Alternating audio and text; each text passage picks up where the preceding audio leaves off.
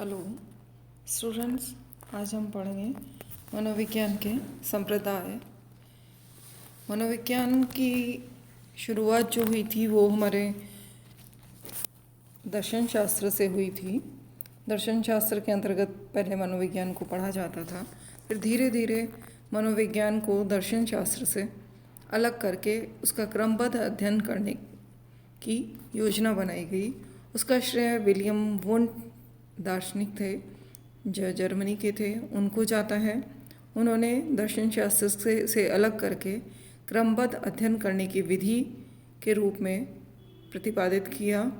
सबसे पहले इन्होंने 1879 में लिप्जिग शहर, जर्मनी का एक शहर है लिप्जिग, वहाँ पे एक प्रयोगशाला स्थापित की थी और इसको पहली प्रयोगशाला कहा जाता है। इसी तरह जो विलियम वुंट थे उनको मनोविज्ञान का जन्मदाता या फादर ऑफ साइकोलॉजी कहा जाता है। इन्होंने ही मनोविज्ञान का स्वरूप प्रयोगात्मक बनाया था और क्रमबद्ध रूप से इन्होंने अध्ययन किया। वुंट ने मनोविज्ञान को चेतन अनुभूति का अध्ययन करने वाला विज्ञान कहा।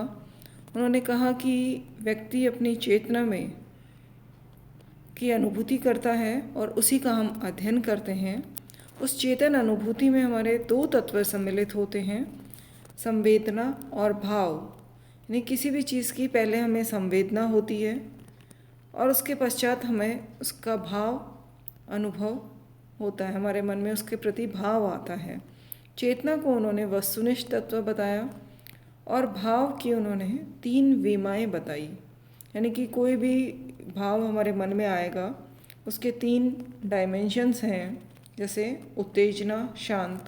जैसे कोई भी हमें भाव आया, हमें उसको कोई भी संवेदना या चेतना हमारे अंदर उत्पन्न होती है, संवेदना हुई तो उसमें या तो हम उत्तेजित होंगे, उसके लिए भाव आएगा, या हम शांत हो जाएंगे, या हमारे तनाव होगा, या हम शिथिल रहेंगे। वो भाव हमारा सुखद हो सकता है या दुखद हो सकता है। इसलिए इन्होंने भाव को त्रिविमीय सिद्धांत इसको कहा। इसी तरह वुंट के शिष्य थे टिचनर। टिचनर ने चेतना के 3 तत्व बताए, जहाँ वुंट ने चेतना के 2 तत्व बताए थे, संवेदना तथा भाव।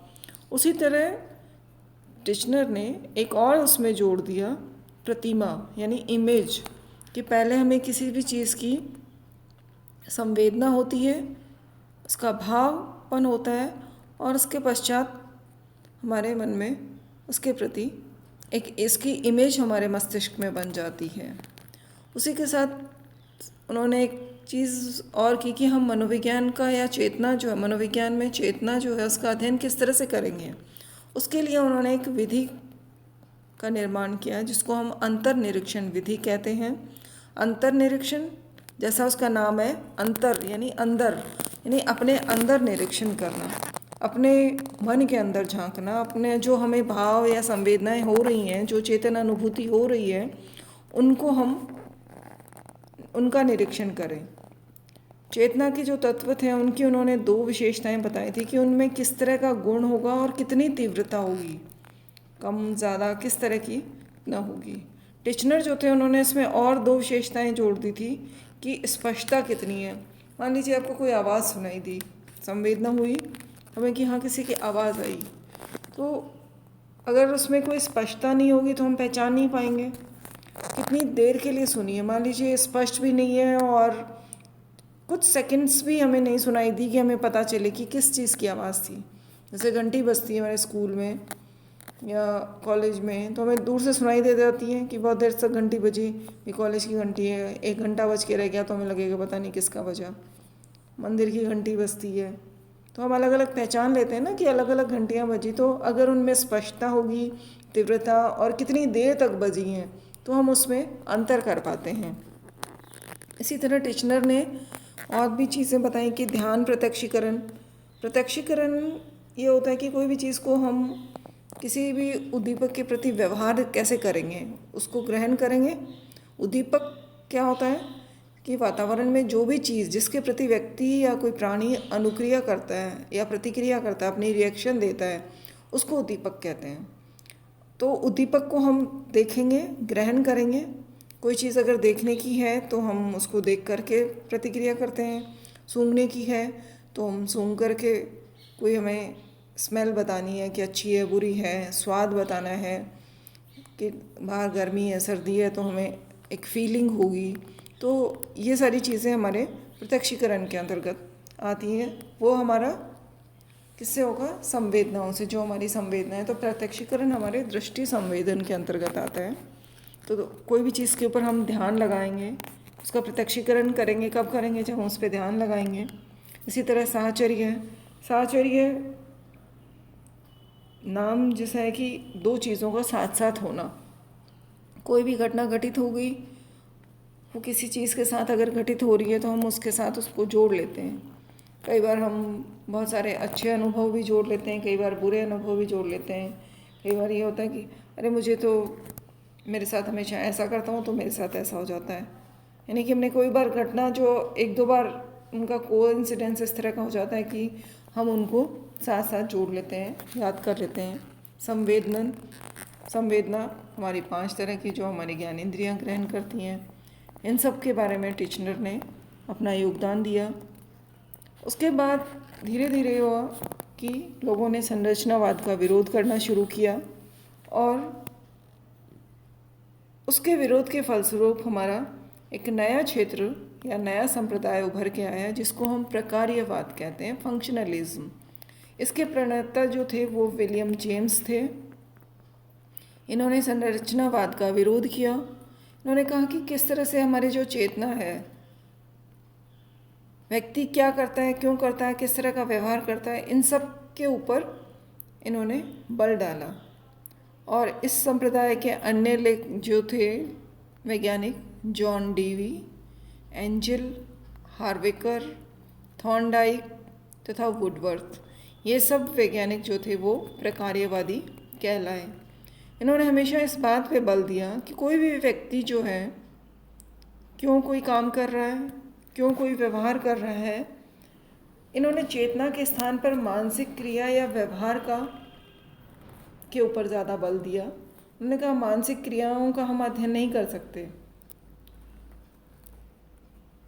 मानसिक क्रियाओं में हमारे प्रत्यक्षीकरण, स्मृति, भाव, निर्णय, इच्छा आदि इन सब का अध्ययन किया जाता है, क्योंकि इन प्रक्रियाओं के द्वारा व्यक्ति को वातावरण के साथ समायोजन करने में मदद मिलती है। इसी के साथ इन्होंने प्रकार्यवादियों ने कहा कि साहचर्य के जो नियम है, साहचर्य क्या, अभी हमने देखा कि भी जो दो चीज़ें कोई साथ साथ हो रही हैं उनको हम साहचर्य के अंतर्गत जोड़ लेते हैं।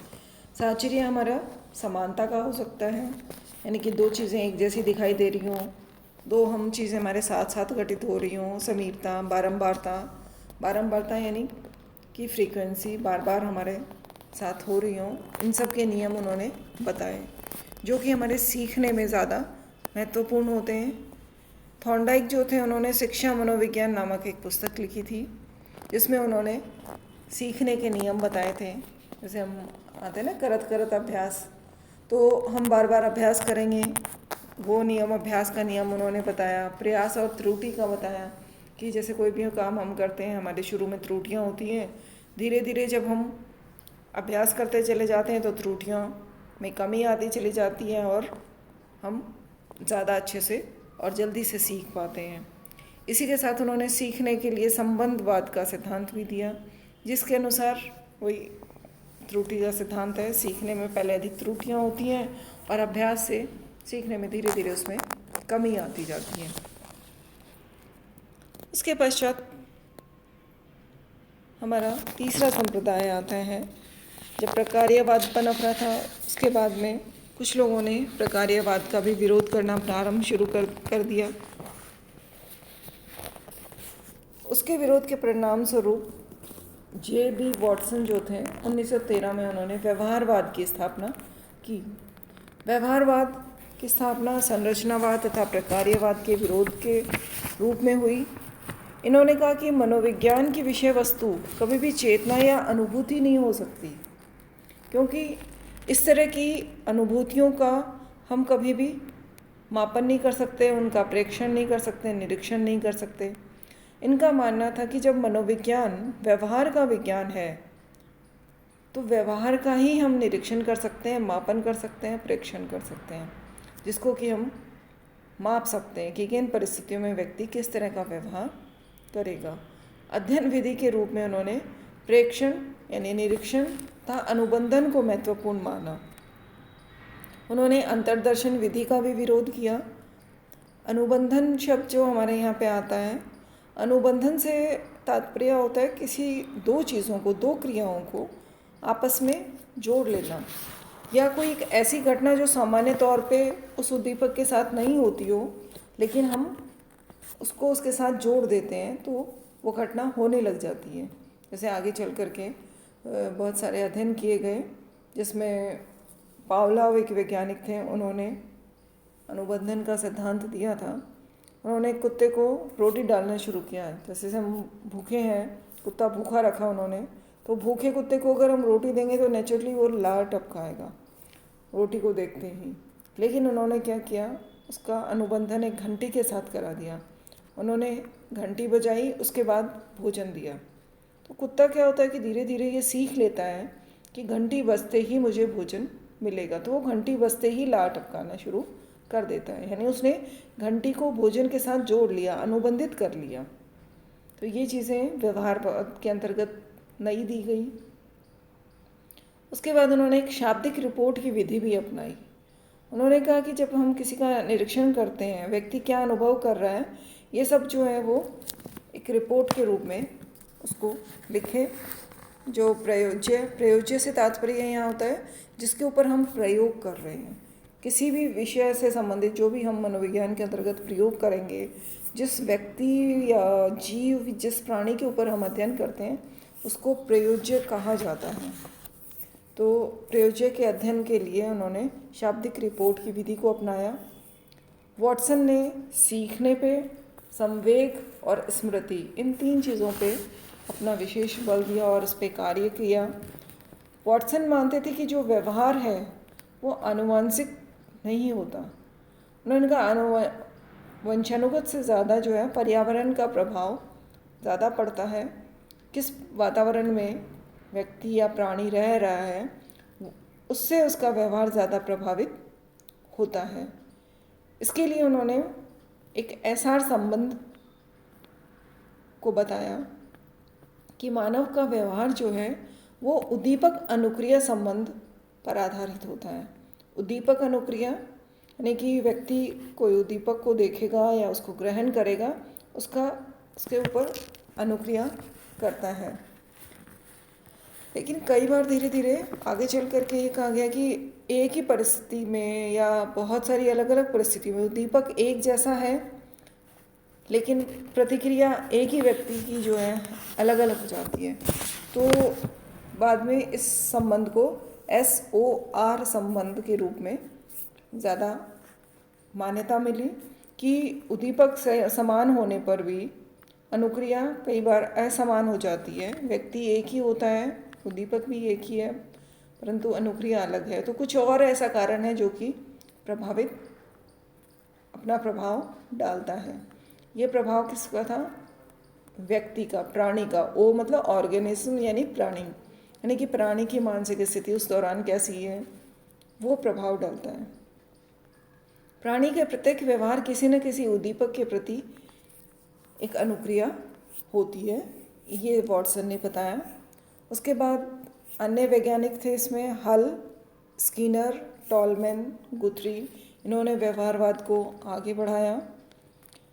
स्किनर ने क्रिया प्रसूत अनुबंधन में बहुत शोध किए। अनुबंधन जो था उसके कई प्रकार थे। जो पावलोव थे उन्होंने प्राचीन अनुबंधन का सिद्धांत दिया। स्किनर ने क्रिया प्रसूत अनुबंधन का सिद्धांत दिया। क्रिया प्रसूत अनुबंधन का सिद्धांत जो है हमारे दैनिक जीवन में भी लागू होता है। जैसे हमारे छोटा बच्चा है, उसको हम कई बार कोई काम को प्रेरित करने के लिए हम उसे कहते हैं कि भाई तू अच्छा काम करेगा, हम तुझे चॉकलेट देंगे। तो बच्चा अच्छा काम करता है, उसको चॉकलेट मिलती है।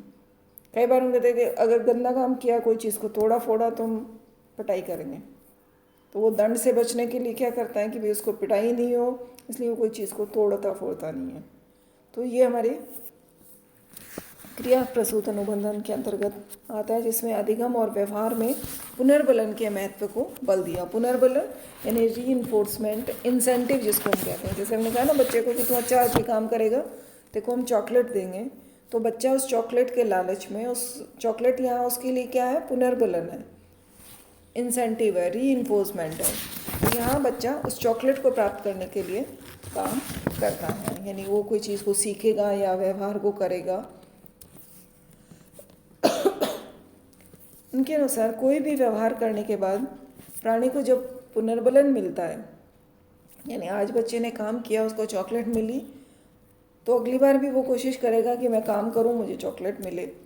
तो अगर व्यक्ति कोई भी व्यवहार करता है, वहाँ उसको अगर पुनर्बलन मिलता है, उसको सुखद परिणाम मिलते हैं, अच्छा फील होता है, तो व्यक्ति उस व्यवहार को बार बार करने की इच्छा व्यक्त करता है। ये व्यवहारवाद के अंतर्गत बताया गया। उसके पश्चात हमारा नया संप्रदाय आता है मनोविश्लेषणवाद। मनोविश्लेषणवाद नाम ही जैसा है इसका, मन का विश्लेषण। जहाँ अभी व्यवहारवाद में व्यवहार पर ज़्यादा बल दिया गया था, वहीं मनोविश्लेषणवाद में मन पे, मानसिक क्रियाओं पे और उन क्रियाओं से कैसे व्यवहार प्रभावित होता है उसके ऊपर बल दिया गया। सबसे पहले ऑस्ट्रिया के एक डॉक्टर थे सिगमंड फ्रायड, उन्होंने मनोविश्लेषणवाद को विकसित किया, जिसको फ्रायडवाद भी कहा जाता है। वो एक डॉक्टर थे और उन्होंने कुछ विचारों का समुच्चय विकसित किया और उन्होंने बताया कि जो मानव है उसके मानसिक क्रियाएं तथा और उसका व्यवहार, इन दोनों से उनके विचार जुड़े हुए थे। फ्रायड ने सभी असामान्य व्यवहारों का कारण अचेतन मन को बताया। फ्रायड ने कहा कि कोई भी व्यक्ति कैसा व्यवहार करेगा, इसका कारण उसका अचेतन मन होता है। मन के उन्होंने 3 प्रकार बताए, चेतन मन, अर्धचेतन मन और अचेतन मन। चेतन मन वो होता है जो हमारा अभी वर्तमान में है, जो हमें याद आ रहा है।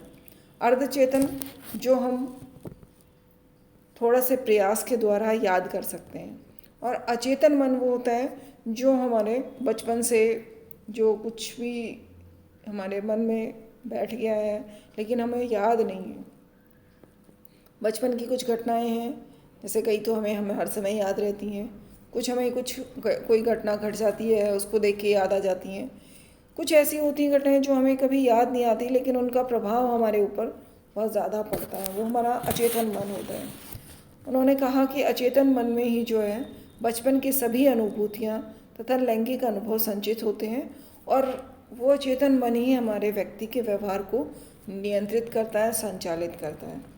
उनका मानना था कि बच्चे का जो 2 साल तक का जो समय होता है, 2 से 5 साल तक का, उस दौरान उसका लालन पालन किस तरह का हुआ है, वही उसके व्यक्तित्व कैसा होगा उसको निर्धारित करता है। फ्रॉयड ने हमारे 3 तरह के मानस प्रत्यय भी बताए, इड, ईगो और सुपर ईगो। इड को हम इदम कहते हैं, ईगो हम अहम को कहते हैं और परा अहम सुपर ईगो को कहते हैं। उनके अनुसार इड जो है वो एक तरह से जिद की प्रकृति उसकी होती है, वो हमारा हमेशा अपनी इच्छाओं की पूर्ति करने वाला होता है। वो सिर्फ पूर्ति सिद्धांत पे आधारित, सुखवाद के ऊपर आधारित होता है। जैसे कई बच्चे ऐसे होते हैं ना कि हाँ हमें ये चीज़ चाहिए ही चाहिए, किसी भी तरह से चाहे ला करके दो, तो वो हमारे उसमें इड हावी होता है। बच्चा जब होता है उसको इड चाहिए, उसको नहीं पता कि कहाँ से कोई चीज़ कैसे आएगी, किस तरह से आएगी, उसको चीज़ चाहिए होती है। धीरे धीरे जब बच्चा बड़ा होने लगता है, थोड़ा सा साल, 1.5 साल, 2 साल का होने लगता है, तो उसको थोड़ा सा उसमें ईगो डेवलप होने लग जाता है, अहम डेवलप होने लग जाता है।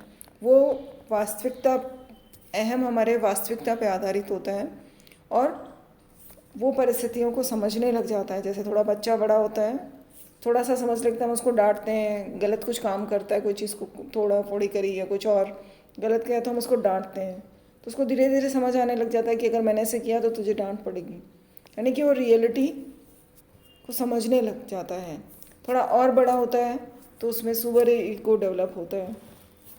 सुपर ईगो एक तरह से हमारी जो है हम ये कहें लोगों के, दूसरों के समझने, दूसरों के हम नैतिकता के नियमों पे, जैसे शेयरिंग करना बच्चा सीखने लग जाता है।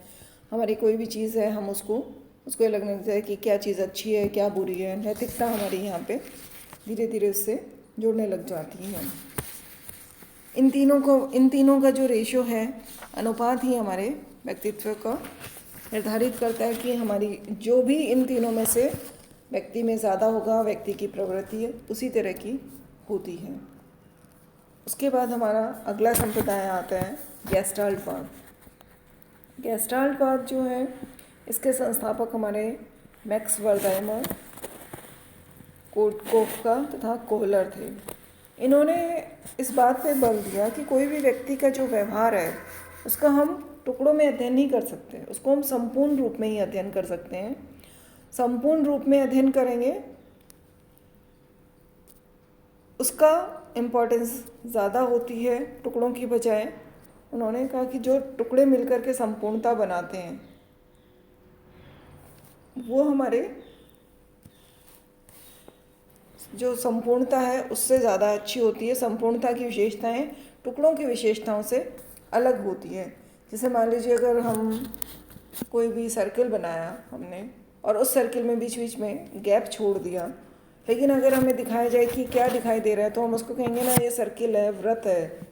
बीच बीच में उसमें निशान छोड़ दिए, लेकिन क्योंकि हमने बचपन से देखा हो कि गोल हिस्सा जो होता है वो वृत्त का होता है, तो उस वृत्त की इम्पोर्टेंस हमारे लिए ज़्यादा होती है। उसको टुकड़ों में काट दिया तो भी हम उसको एज ए होल ज़्यादा अच्छे से प्रत्यक्षीकृत करते हैं। कोई व्यक्ति है हम उसको एक पूरे संपूर्ण शरीर के रूप में ही देखते हैं ना। ऐसे नहीं कहेंगे कोई व्यक्ति आ रहा है, अगर हम उसका नाम जानते हैं तो हम कहेंगे भाई अमित आ रहा है, रमेश आ रहा है, रीना आ रही है।